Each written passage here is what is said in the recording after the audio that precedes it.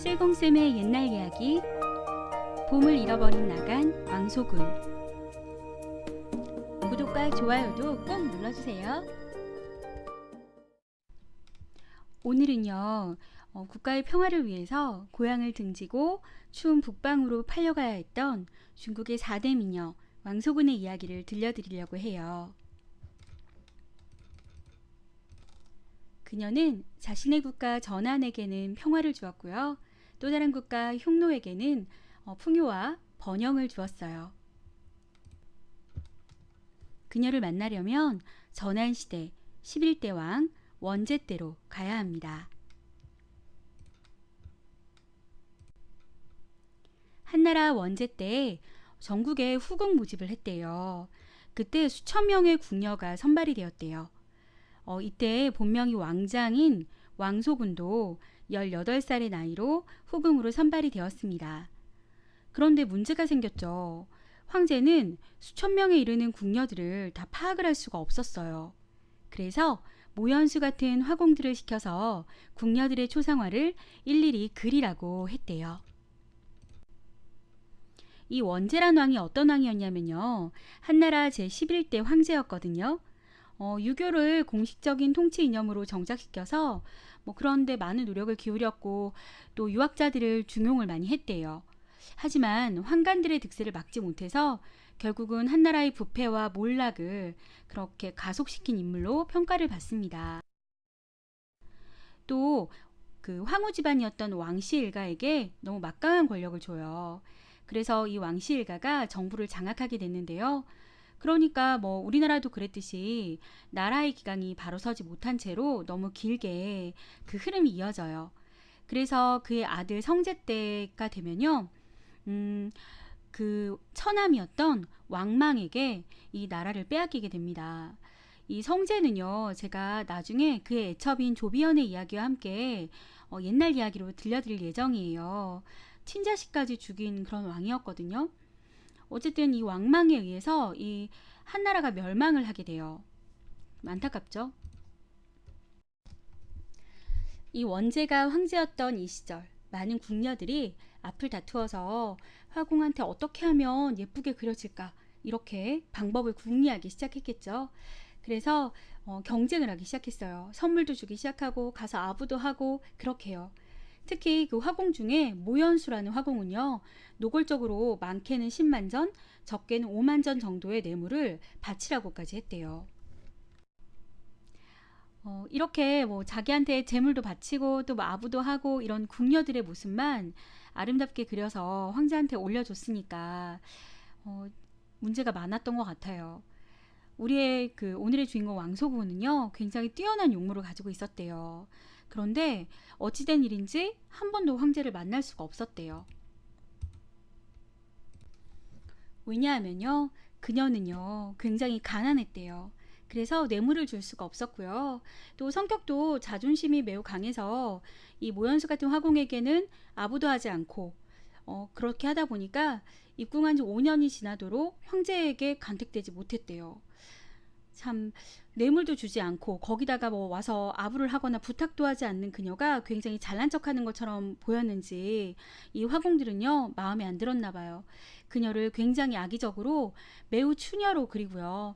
과부점이라고 불리는 자리가 있어요. 거기에 점까지 딱 그려서 왕한테 보여줬다고 합니다. 정말 악의적이었죠.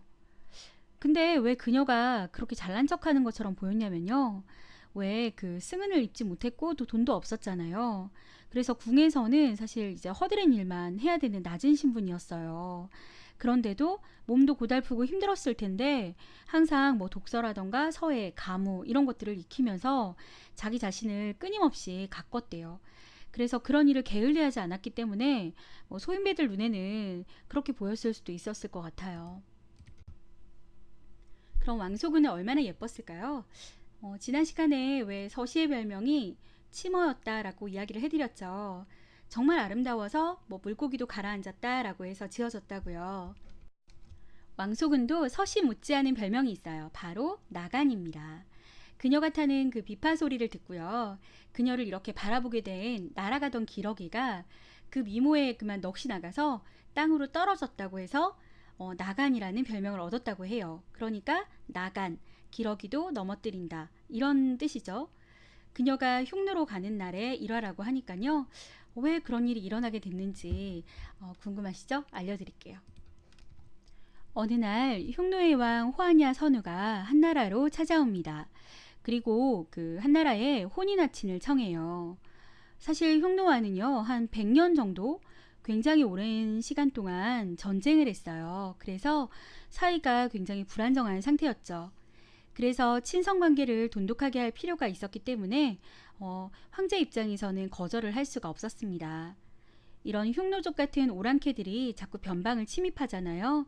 그래서 이렇게 시끄러울 때는 화친용으로 공주를 보내는데요. 이렇게 혼인화친을 하는 공주를 화번공주라고 한대요. 황제는 그 화번공주를 결정하기 전에 그에게 환영 연회를 열어줘요. 그리고 이번 기회에 한나라 그 황실의 위험을 과시하려고요. 자기 후궁 중에서 그 아직 총애를 받지 못한 그 낮은 등급의 궁녀들을 잔뜩 불러와서 성대하게 잔치를 열기로 합니다. 사실 궁녀들의 입장에서는 황제의 주목을 받을 수 있는 절호의 기회였죠. 그래서 제각기 예쁘게 단장을 해서 황제의 그 환심을 사려고 해요. 이 자리에 왕소군도 있었습니다. 사실 그녀는 굉장히 총명하고요. 멀리 내다보는 안목이 있었다고 해요. 그녀는 자신의 일생을 위해서 또 나라의 평화를 위해서 그 잔치 자리가 인생을 바꿀 기회라는 것을 알았대요. 그래서 굉장히 신경을 써서 예쁘게 단장을 했다고 해요.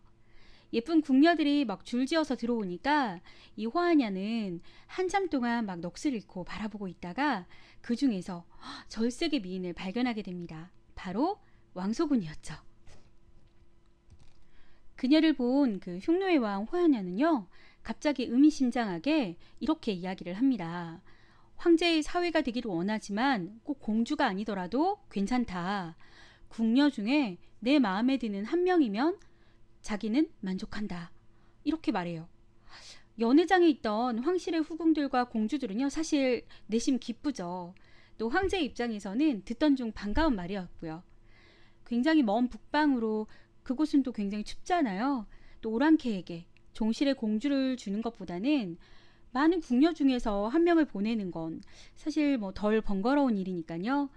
굉장히 흔쾌히 그 자리에서 호야냐의 제의를 막 수락을 해버립니다. 그리고 물어봐요. 혹시 마음에 드는 궁녀가 있냐고요. 그러자 호야냐는 기다렸다는 듯이 딱 일어서더니 조용히 손가락으로 한 여인을 딱 가리킵니다. 모든 사람들의 시선이 그 손가락 끝에 가죠. 그 시선이 닿은 곳에 바로 그녀인 왕소녀가 있었어요. 맞아요. 왕소군을 선택한 거예요. 그 선택에 놀란 것은 사실 그녀만이 아닌데요. 그녀를 본 황제가 더욱더 깜짝 놀라요. 세상에 천하절색의 미녀가 선녀처럼 절을 올리는 거예요. 막 흑당같이 고운 머릿결은요, 윤기가 흐르고요. 하얀 얼굴에 뺨은 복숭아꽃처럼 살짝 붉어요. 또 짙은 두 눈썹이 가지런한 그런 얼굴에 앵두 같은 입술하며 버드나무 가지 같은 몸매까지 정말로 너무 아름다운 거예요. 황제도 안 반할 수가 없겠죠. 그렇지만 황제로서 약속을 어길 수가 없잖아요. 그래서 화만 나는 거죠. 굉장히 진노합니다. 그리고 또 괜히 그 화공이 그린 그림하고 또 대조를 해봐요. 언제 이런 사람이 있었냐 싶은 거죠. 근데 또 그림하고 너무 달라요. 그러니까 또 다시 한번 굉장히 화가 나는 거죠. 이런 상황에서 방법을 찾아보려고 이제 생각을 해요.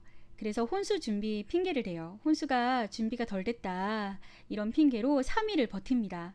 하지만 결국은 방법을 못 찾아서 흉노왕에게 이제 보내게 돼요. 그 화풀이로 황제는 모연수를요, 황제 능멸죄의 제명으로 이렇게 참수에 처해요. 그리고 그의 재산을 이렇게 몰수를 해버렸다고 해요. 이때 그 왕소군이 흉노로 가서요, 영호알씨로 책봉이 돼요. 이 뜻은요, 그녀가 시집을 와서 흉노에게 평화와 안정을 가져다 주었다. 이래요. 정말 흉노족에게는 사랑을 받은 것 같아요. 또 왕소군을 얻어서 마음이 굉장히 흡족했던 이 호하냐는요, 한나라를 위해서 자기가 병경을 지키고 또 한나라 천자와 백성들이 영원히 평화롭게 살게 할 거다. 이런 글이 담겨 있는 상주서를 한나라 황제인 원제에게 올리기까지 했대요. 정말 그 왕소군을 향한 사랑이 얼마나 컸는지 알 수가 있을 것 같아요. 또 이 사랑 덕에요. 사실은 그 고구려와의 약속이 있었는데 그 화친도 깨버립니다. 그래서 우리와도 살짝 연관이 있는 인물이었어요. 그녀는요, 굉장히 흉노에서 국민적인 사랑을 받아요. 그렇게 흉노에서의 생을 보낸 건 맞지만 사실 좀 비극적 운명을 가진 건 사실이에요. 왜냐면 정략 결혼의 희생양이 되었고요. 그 공주 대신 추운 북방으로 팔려갔잖아요. 호야냐의 경우도 나이를 정확하게 말하긴 힘들지만 일각에서는 그 만났을 당시 나이가 이미 벌써 70대였다 이런 이야기도 있어요. 그 왕소군과도 2년도 채 같이 못 살거든요. 1년 조금 더 살고 세상을 떠나버려요. 다행인 건 그와의 사이에 아들이 한 명 태어났다는 거예요. 그래서 의지가 됐을 거고 후에는 그 북쪽 흉노를 맡아요. 그녀는 그 남편이 죽고 나자 한나라로 그 돌아오려고 했었거든요. 그런데 그 원제 맏아들이었던 그 한나라의 성제가 흉노의 풍습을 따르라고 이제 거절을 해요. 당시에 그 흉노의 풍습이 뭐였냐면요. 왕이 죽으면 그 본처의 자식이자 다음 후계자가 될 남자와 결혼을 하는 거예요. 그래서 이 흉노의 풍습에 따라서 왕소군은 그 호안야의 배다른 아들과 또 결혼을 합니다. 그래서 이 사이에서 딸을 둘을 더 낳아요. 그리고 미인방명이라는 말이 맞는지 30살이 조금 넘었을 그런 젊은 나이에 세상을 떠나게 되고 고향으로 돌아오지 못한 채 내몽골에 묻히게 됩니다. 그렇게 평생 고향을 그리워하다가 모래바람이 휘날리는 그 흉노에서 30년의 짧은 생을 마감한 거예요. 그게 너무나 슬펐던지 겨울에도 그녀의 무덤에 풀이 시들지 않았대요. 그래서 사람들이 그 무덤을 청총이라고 불렀어요. 지금도 몽골 여행을 하면요, 소금묘라고 해서 관광지로 이렇게 조성이 되어 있대요. 왕소군은 왜 흉노에서 그렇게 사랑을 받았을까요? 우선 왕소군은요, 이 흉노로 갈 때 굉장히 많은 선물들을 가져갔대요. 그리고 또 백성들을 굉장히 아꼈고 또 화목하게 잘 지내려고 노력을 많이 했다고 합니다. 이뿐만이 아니라 천자든 기술, 또 옷 만드는 기술, 또 농업 기술들을 가르쳐줘서 이 흉노의 백성들이 잘 살 수 있도록 도움을 줬대요. 그래서 사랑을 듬뿍 받았던 것 같아요. 또 왕소군뿐만 아니라 왜 왕소군에게 아들 하나 딸 둘이 있었다고 했잖아요. 이 자식들 또한 한나라와 흉노 간의 우위를 위해서 굉장히 역할을 많이 했대요. 그래서 이 왕소군은요, 중국 역사에서 굉장히 길이 남을 만한 공적을 쌓은 미인인 것 같아요. 이 왕소군이 흉노로 시집을 가고 나서부터요, 흉노하고 한나라가 정말 화목하게 지내고 왕래도 많았고 또 무려 60년 동안이나 전쟁을 하지 않았대요. 그래서 그녀를 소재로 한 문화작품이 정말 많아요.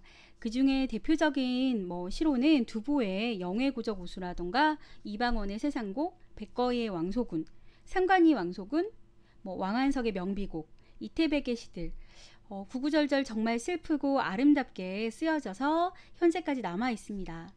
그런데 역사 기록은 얼마 없거든요. 이 역사 기록에 비해서 이렇게 민간에 전해지는 설화 형태의 이야기라던가 시로 남아있는 게 많은 걸 보면요. 이런 기구한 운명과 또 아름다웠던 그녀를 생각하는 그 중국인들의 사랑이 굉장히 매우 크다는 것을 느낄 수 있는 것 같아요.